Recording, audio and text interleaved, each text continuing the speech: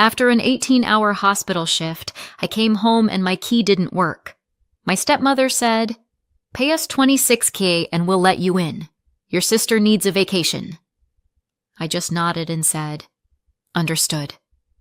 Then I walked away. The next morning, she found a letter at the door and started screaming so loud the neighbors came outside. There's a certain kind of tired that doesn't come from lack of sleep. It sits in your bones, behind your eyes, in that hollow part of your chest where joy is supposed to live. That's the kind of tired I was when I got home. I'd been on shift for 18 hours straight, not just filling charts or monitoring vitals. I'd cracked a rib doing chest compressions on a teenager whose parents were still in the waiting room. I'd pronounced 3 people dead. I'd brought 2 back. I had dried blood on my sleeves and the stench of antiseptic buried in my skin. What I needed, was a shower, a quiet meal, and maybe 4 hours of sleep before I had to be back at the hospital in the morning. That was it. That was my whole wish list. So when I pulled into the driveway and my key didn't fit, my brain couldn't even process it at first. I turned it again, jiggled it, stared at it like it might apologize. Then the door opened. My stepmother stood there in yoga pants and a wine-stained tank top, holding her phone in one hand and an attitude in the other. "Oh," she said, like she'd forgotten I existed. "You're back early." Behind her, my stepsister lounged on the couch in my hoodie, scrolling TikTok like she owned the place. Her boyfriend, who hadn't worked a single day since moving in, was halfway through a bag of chips I bought.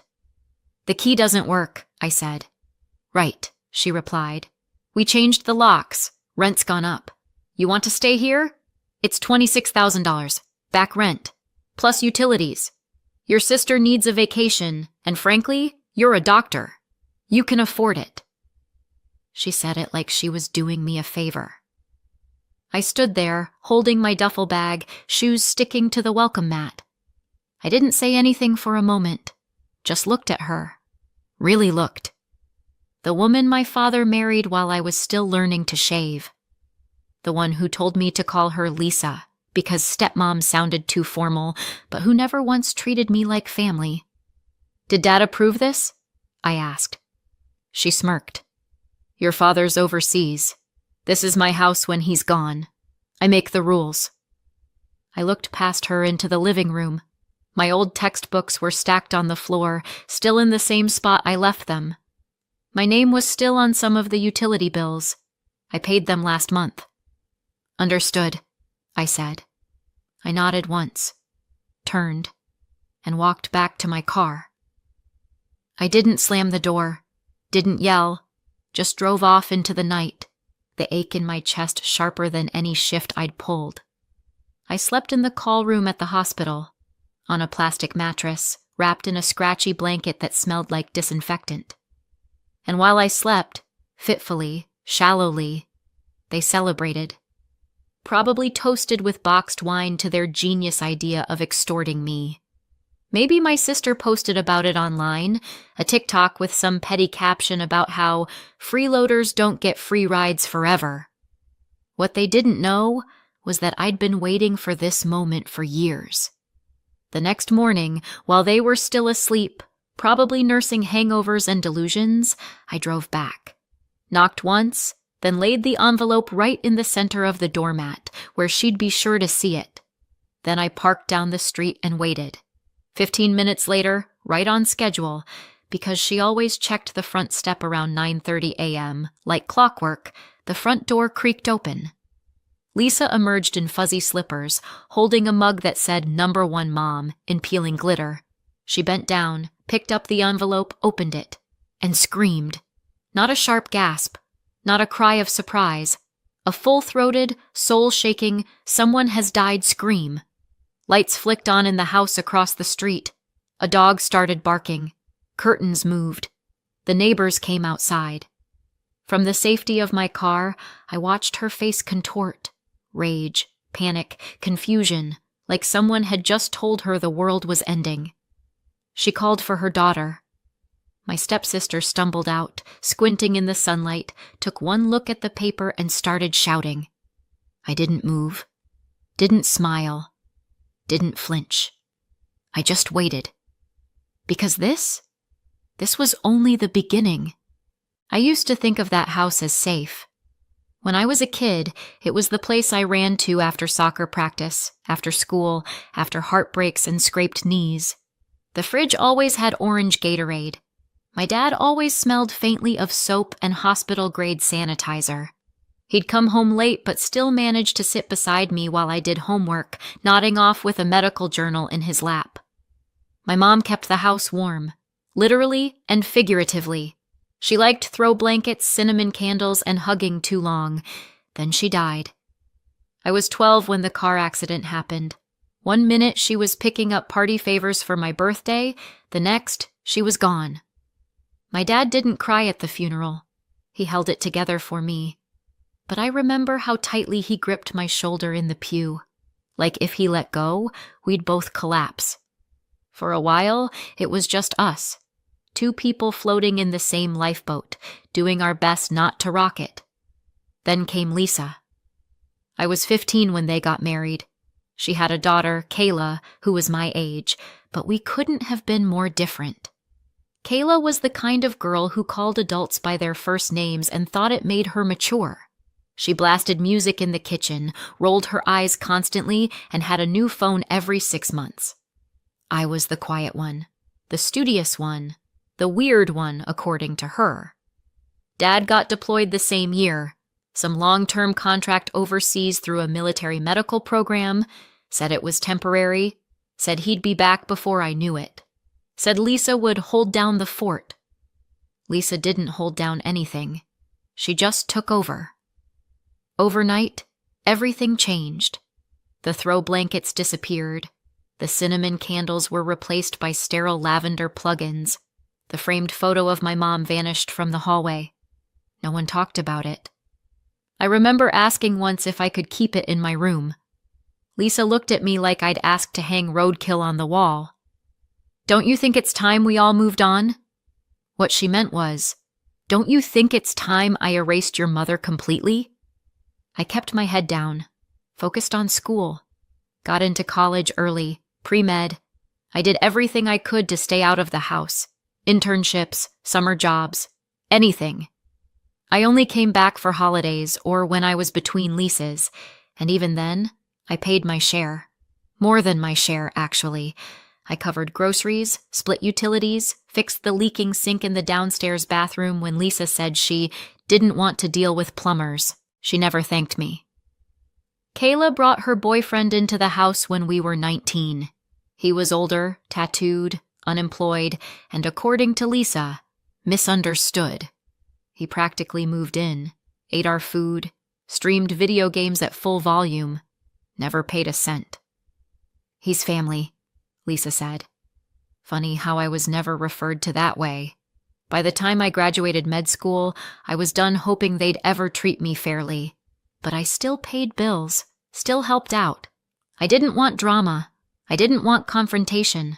I wanted peace, and I thought maybe if I was generous enough, quiet enough, they'd leave me alone.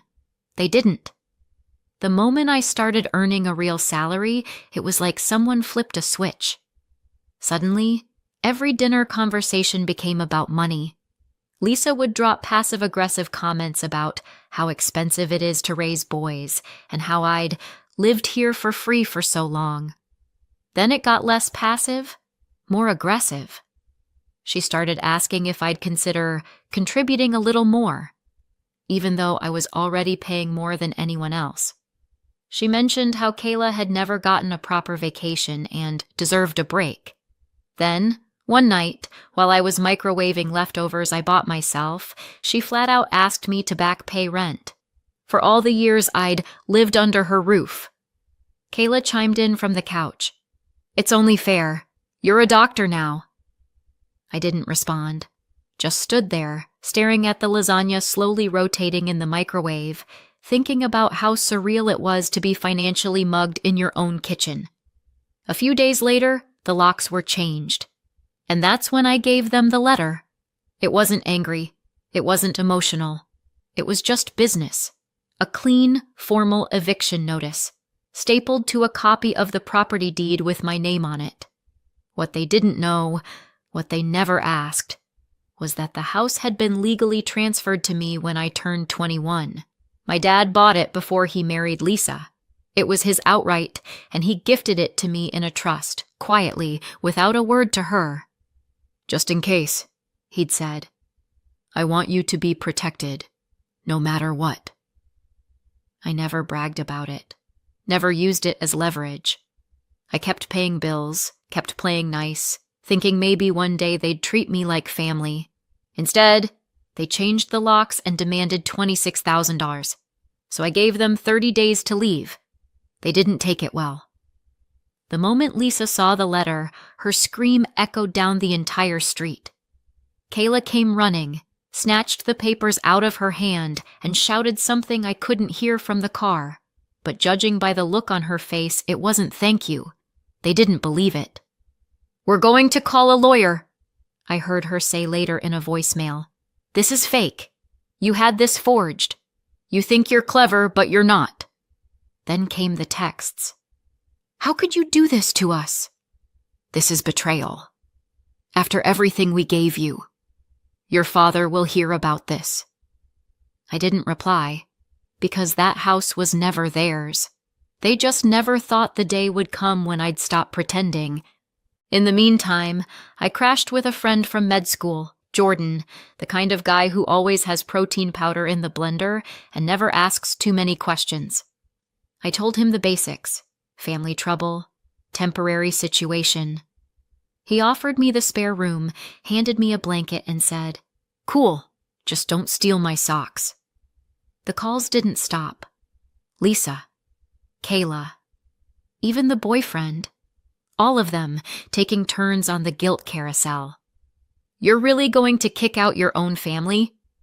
We took care of you when no one else did. After everything we gave you." Which was funny because I racked my brain and couldn't remember a single time Lisa ever gave me something that didn't come with strings attached, side-eye, or a backhanded comment.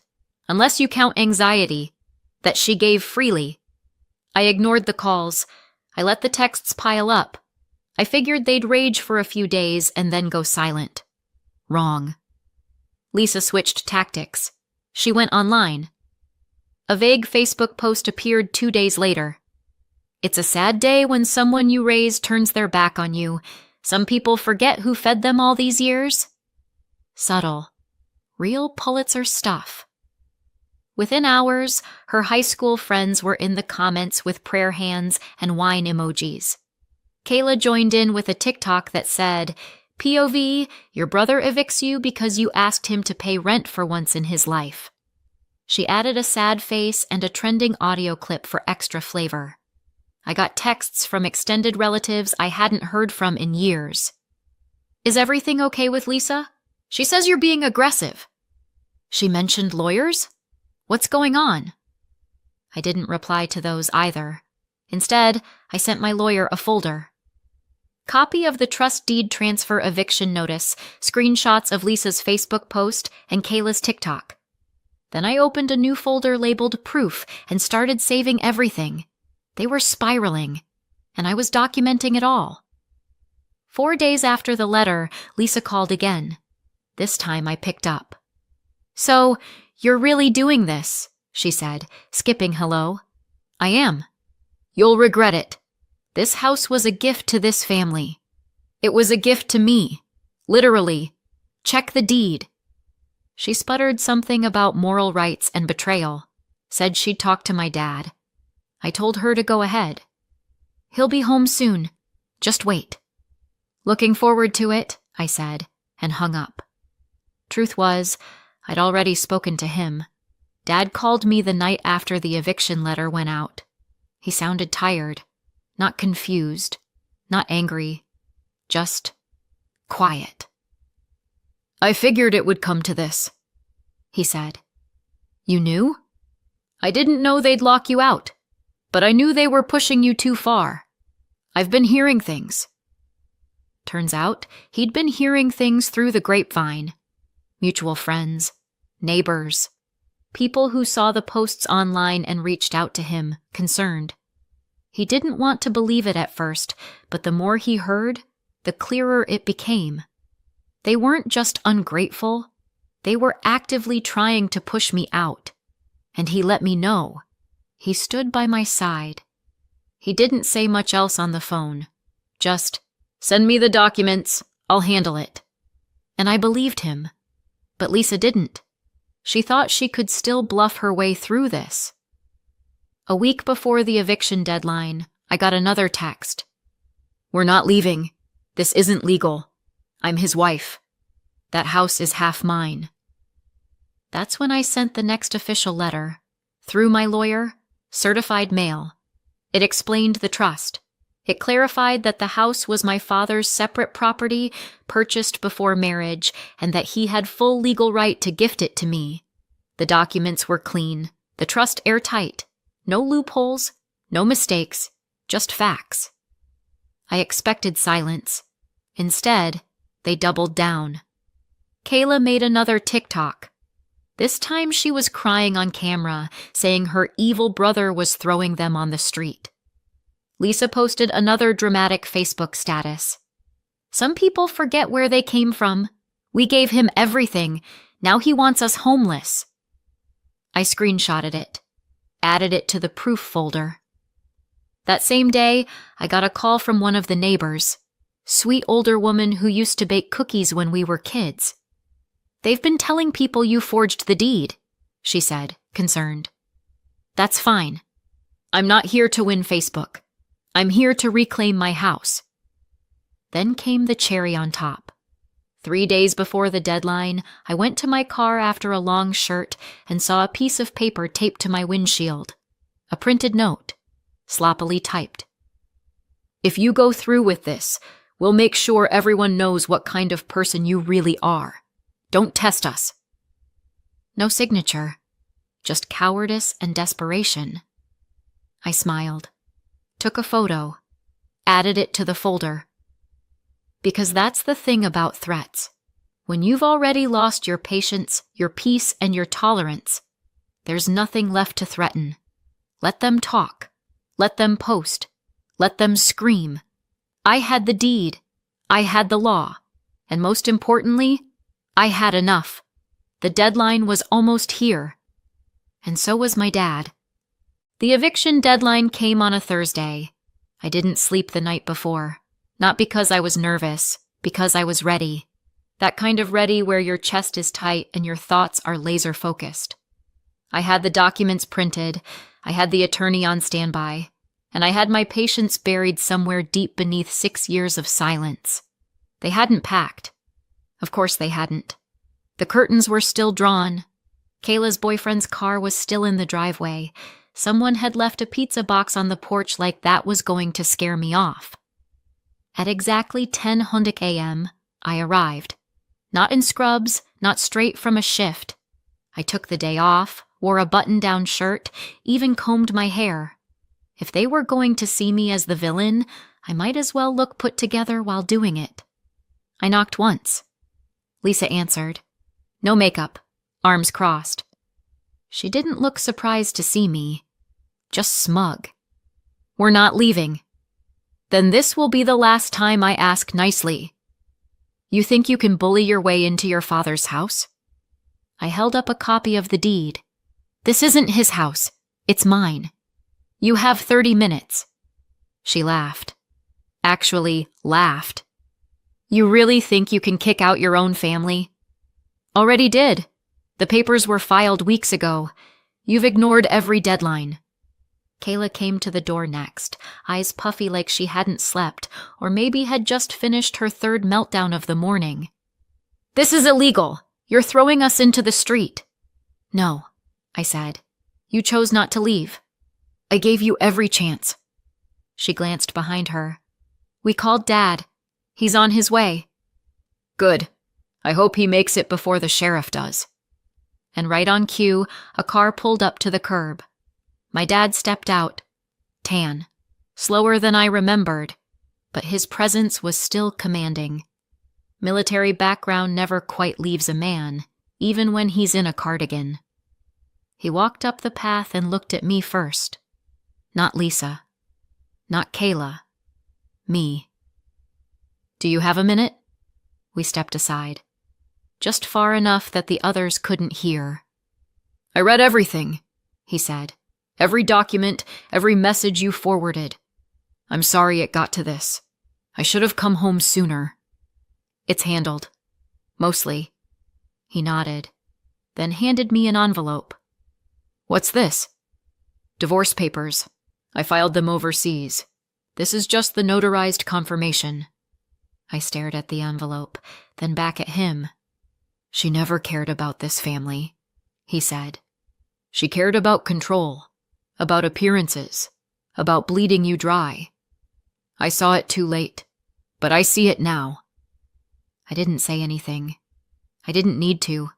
Then he added, quieter, almost sheepish. I met someone. Overseas. She's kind. Gentle. She reminds me of your mom in ways that make me feel like myself again. I blinked hard. I'm not replacing her, he added quickly. But I think I deserve happiness too. You do. We turned back toward the house. Lisa and Kayla were now on the porch, watching us like hawks circling over their last defense. My father walked up first. Calm. Even. I know everything, he said. Lisa blinked. Everything what? The lies. The posts. The threats. The way you treated my son. I have nothing left to say to you. Kayla opened her mouth, probably to unleash something dramatic, but he cut her off. This isn't your house. It never was. Pack your things. Now. Lisa grabbed his arm. You're just going to throw us away? After all these years? He shook her off gently. You threw yourself away. Kayla turned to me, desperate. You can't just... I can. And I did. I didn't raise my voice. I didn't flinch. I just stood there while two people who once laughed at my exhaustion and called it weakness suddenly realized I wasn't tired anymore. I was done. They tried to stall, tried to protest, said they needed more time, that it was unfair, that I'd ruined everything. But in the end, they packed. Lisa went first, shoving things into garbage bags, muttering about lawyers and revenge. Kayla stormed around the house for hours, slamming cabinets and crying into phone calls that never seemed to go her way. By sunset, the house was quiet. By midnight, it was mine again. I walked from room to room, barefoot, every light on. Not because I needed to see, but because I could. Because for the first time in years, the space didn't feel like a trap. It felt like a home. No tension in the walls, no fake smiles at the dinner table, no guilt for existing. Just quiet. Just peace. I brewed coffee at 2 a.m. because no one could complain about the noise. I stood on the porch with a blanket around my shoulders and watched the street Lisa used to claim as her kingdom. It looked smaller now, less threatening, like something I'd finally outgrown, and when I turned around, I didn't see the ghosts of old arguments or half-swallowed rage. I saw possibility, clean floors, empty walls, space to breathe, my house, my rules, my peace. It's been 6 months. Kayla moved in with her boyfriend's parents. That didn't last long. From what I hear, they kicked them both out after a few weeks. Something about bills, attitude, and staying up all night yelling at Xbox players through the headset. Lisa tried to sue. She lost. Then she tried to guilt-trip my dad. That didn't work either. He's living overseas full-time now. Happier, healthier, with someone who actually respects him. He told me last month he hasn't felt this peaceful in decades. As for me, I still work long shifts. But now, when I come home, the key works. The fridge is mine. The quiet is mine. No one asks for money. No one slams doors. No one pretends I owe them for existing. Some nights I catch myself waiting for the next demand, like I'm still wired to expect it. But it never comes. They're gone. And I'm free. But be honest, did I go too far? Would you have done the same? Let me know in the comments. And if you want more stories like this, hit subscribe.